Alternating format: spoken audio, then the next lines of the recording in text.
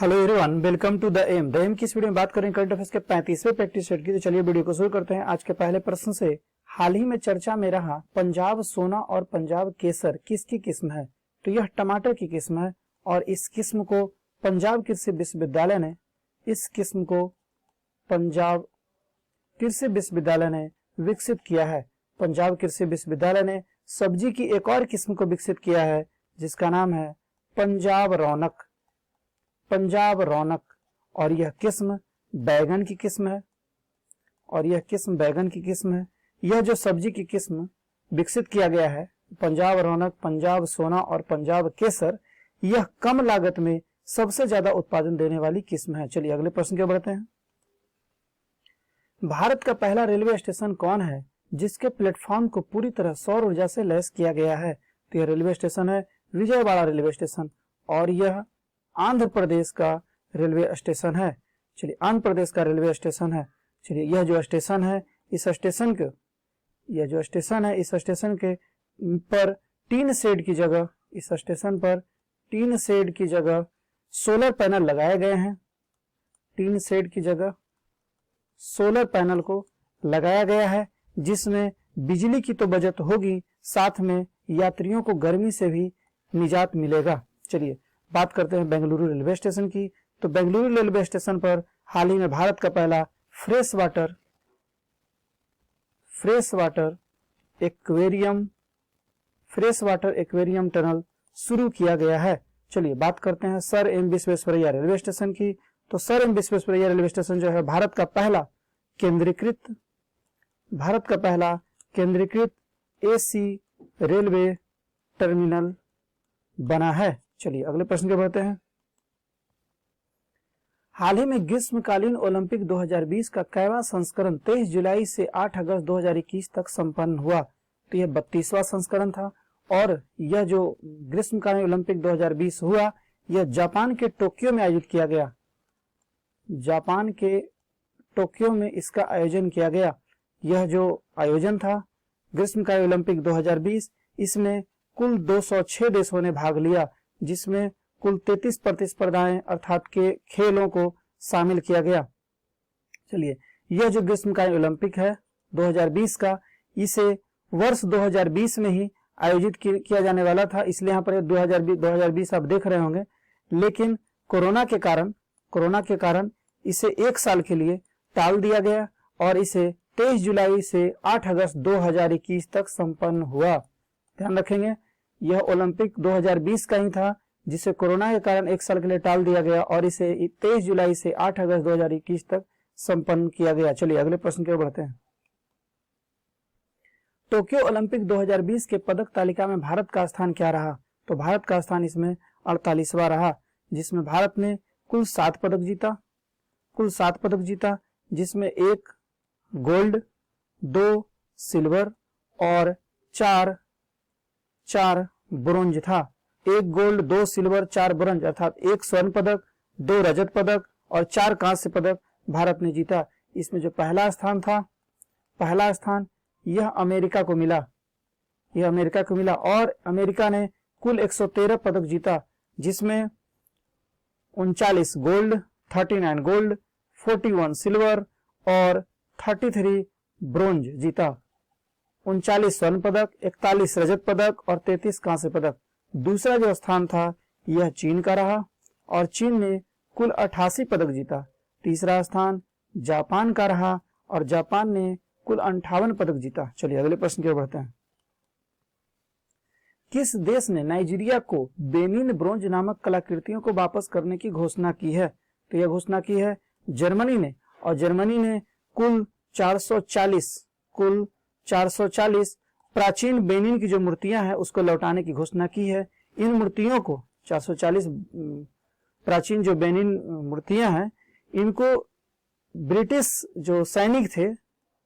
सैनिक उन्होंने औपनिवेशिक काल के दौरान इन मूर्तियों को लूट लिया था। चलिए जर्मनी की बात कर लेते हैं। जर्मनी की जो राजधानी है यह बर्लिन है। जर्मनी की राजधानी बर्लिन है, जबकि जर्मनी की जो मुद्रा है यूरो है। अगले प्रश्न पर बढ़ते हैं। अंतर्राष्ट्रीय श्रम दिवस प्रत्येक वर्ष कब मनाया जाता है? तो यह मनाया जाता है 1 मई को पहली बार जो अंतर्राष्ट्रीय श्रम दिवस था यह 1923 में मनाया गया था। पहली बार अंतर्राष्ट्रीय श्रम दिवस 1923 में मनाया गया था। चलिए बात करते हैं 2 मई की। तो 2 मई को विश्व ट्यूना दिवस मनाया जाता है। विश्व ट्यूना दिवस, ट्यूना एक प्रकार की मछली है। चलिए बात करते हैं 11 अप्रैल की। तो 11 अप्रैल को विश्व पार्किंसंस दिवस मनाया जाता है। और कल मैंने यह भी बताया था कि 11 अप्रैल को राष्ट्रीय सुरक्षित मातृत्व दिवस भी मनाया जाता है। राष्ट्रीय सुरक्षित मातृत्व दिवस। चलिए बात करते हैं 30 अप्रैल की। तो 30 अप्रैल को आयुष्मान भारत दिवस मनाया जाता है। आयुष्मान भारत दिवस 30 अप्रैल को। चलिए अगले प्रश्न की ओर बढ़ते हैं। हाल ही में किस देश ने तियानहे अंतरिक्ष स्टेशन कोर मॉडल को लॉन्च किया है? तो यह चीन ने लॉन्च किया है। और यह जो अंतरिक्ष स्टेशन है 2022 में, यह जो अंतरिक्ष स्टेशन है 2022 में कार्य करना शुरू कर देगा। और इस अंतरिक्ष स्टेशन का जो मॉडल था इसे चीन के वेनचांग से 5V रॉकेट के द्वारा लॉन्च किया गया। 5V रॉकेट के द्वारा इसे लॉन्च किया गया। और इस अंतरिक्ष स्टेशन का जो मॉडल था इसका नाम चीन ने टियोंगगांग रखा। टियोंगगांग, इस अंतरिक्ष स्टेशन का नाम चीन ने टियोंगगांग रखा है। चलिए चीन की अंतरिक्ष एजेंसी का नाम CNSA है। CNSA China national space administration. China national space administration. चलिए अभी तक सिर्फ रूस और अमेरिका ने ही अंतरिक्ष में अपना स्टेशन बनाया है, जिसमें सिर्फ अमेरिका का ही अभी अंतरिक्ष स्टेशन जो है सक्रिय है। और हाल ही में चीन ने अपना अंतरिक्ष स्टेशन लॉन्च करने की घोषणा की है और वह है टियोंगगांग। चलिए अगले प्रश्न की ओर बढ़ते हैं। दुनिया के पहले आर्टिफिशियल इंटेलिजेंस जहाज का नाम क्या है? तो इसका नाम है मेफ्लावर 400। और यह जो जहाज है मेफ्लावर 400, इसका जो उद्देश्य है वह है समुद्री प्रदूषण का अध्ययन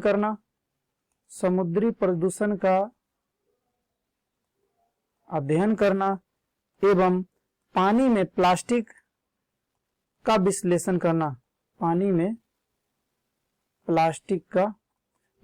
करना। इस मेफ्लावर 400 का उद्देश्य है। चलिए मेफ्लावर 400 जो है दुनिया का पहला मानव रहित पोत बना है जिसने अटलांटिक महासागर को पार किया है। अगले प्रश्न की ओर बढ़ते हैं। हाल ही में चर्चा में रहा मेकेदातु बांध किस नदी पर बनाया जा रहा है? तो यह बनाया जा रहा है कावेरी नदी पर।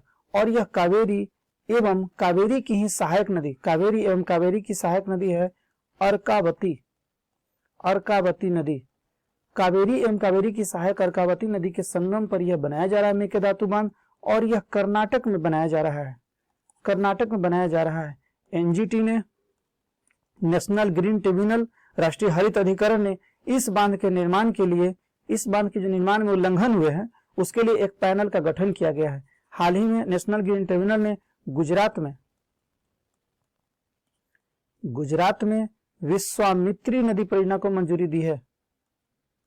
विश्वामित्री नदी परियोजना को मंजूरी दी है। चलिए अगले प्रश्न की ओर बढ़ते हैं।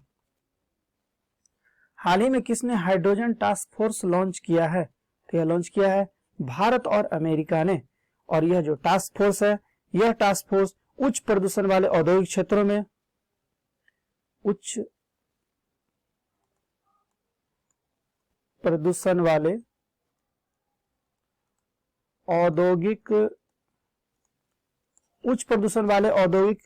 क्षेत्रों में कार्बन में कमी करने के उद्देश्य से इनको बनाया गया है हाइड्रोजन टास्क फोर्स। और यह जो टास्क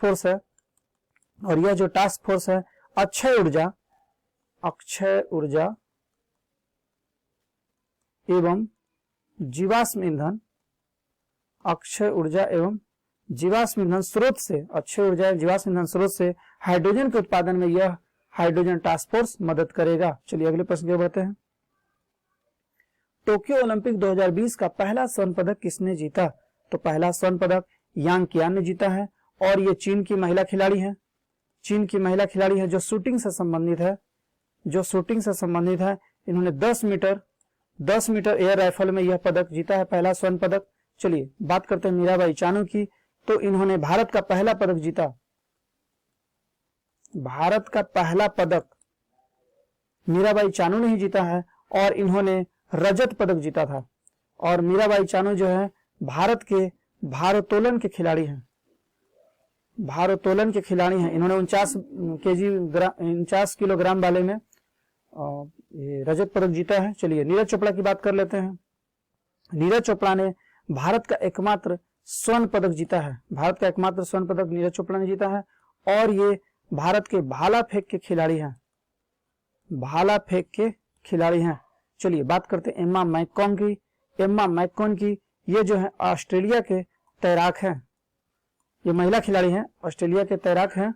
और इन्होंने टोक्यो ओलंपिक 2020 में सर्वाधिक 7 स्वर्ण पदक अपने नाम किए हैं। टोक्यो ओलंपिक 2020 में सर्वाधिक 7 स्वर्ण पदक एम्मा मैककॉन ने ही जीता है, जो ऑस्ट्रेलिया के तैराक महिला खिलाड़ी हैं। चलिए अगले प्रश्न पे बढ़ते हैं। हाल ही में तमिलनाडु में जाइलोफिश डिप्की नामक एक प्रजाति की खोज की गई। यह किसकी प्रजाति है? तो यह सांप की प्रजाति है, यह तमिलनाडु में खोजी गई है। तमिलनाडु में हाल ही में सांप की एक और प्रजाति की खोज की गई थी जिसका नाम है प्लेटिसेप्स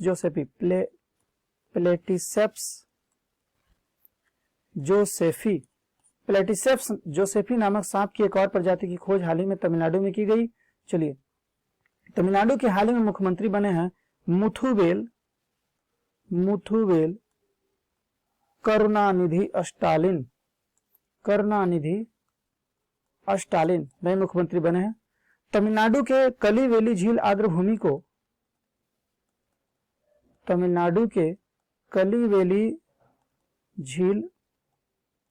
आर्द्रभूमि को हाल ही में पक्षी अभयारण्य घोषित किया गया है। चलिए अगले प्रश्न की ओर बढ़ते हैं। द बेंच किनकी लिखी हुई पुस्तक है? तो द बेंच जो है मेगन मार्कल की लिखी हुई पुस्तक है। बात करते हैं सक्कू राठर की, तो सक्कू राठर की पुस्तक का नाम है life in the Clock Tower valley. चलिए बात करते हैं पॉल पिकरिंग की, तो पॉल पिकरिंग ने हाल ही में एलिफेंट नामक पुस्तक लिखी है। एलिफेंट नामक पुस्तक हाल ही में पॉल पिकरिंग ने लिखा है। चलिए कल्कि कोचलिन के बारे में बात करते हैं। कल्कि कोचलिन ने elephant in the bomb, elephant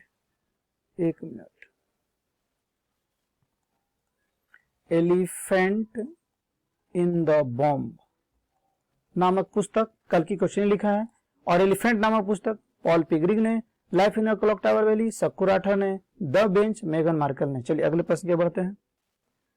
किस देश ने हाल ही में रिमोट सेंसिंग उपग्रह युगान 34 का सफलतापूर्वक अंतरिक्ष में भेजा? तो इसे चीन ने हाल ही में भेजा है।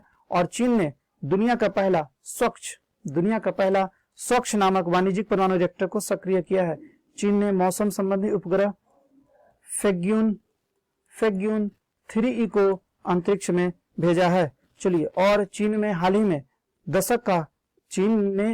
में दशक का सबसे बड़ा तूफान आया जिसे नाम दिया गया पीला तूफान। चलिए अगले प्रश्न की ओर बढ़ते हैं। किस राज्य की सरकार ने वतन प्रेम योजना लॉन्च किया है? यह लॉन्च किया है गुजरात की सरकार ने यह लॉन्च किया है। और यह जो योजना है, इस योजना के अंतर्गत ग्रामीण स्तर के परियोजनाओं को शामिल किया गया है। ग्रामीण स्तर के परियोजनाओं को इसमें शामिल किया गया है। और इस योजना के अंतर्गत भारत या विदेश में जो रहने वाले गुजराती हैं उनको अपना 60% योगदान कोई मनपसंद एजेंसी या कोई परियोजनाओं में लगाने के लिए इस योजना को लॉन्च किया गया है, जिसमें 40% जो योगदान है यहाँ की राज्य सरकार वहन करेगी। चलिए अगले प्रश्न के बढ़ते हैं। यह प्रश्न मैंने आप लोगों से पूछा था, विश्व का अनुवांशिक रूप से संशोधित रबर प्लांट की स्थापना कहाँ की गई है? तो यह असम में किया गया है। यह प्रश्न आप लोग के लिए है। आज का प्रश्न है, देश की पहली इलेक्ट्रिक व्हीकल सिटी कौन बनेगा? तो इस प्रश्न का उत्तर आप लोग नीचे कमेंट बॉक्स में जरूर दीजिएगा। तो यह था मेरा 35वां प्रैक्टिस सेट। यदि मेरा वीडियो आपको अच्छा लगा हो तो प्लीज मेरे चैनल को लाइक, शेयर और सब्सक्राइब करना ना भूलें, ताकि मेरे वीडियो से रिलेटेड सारे अपडेट्स आपको समय पर मिलता रहे। तो चलिए मिलते हैं अगले वीडियो में। Thank you for watching.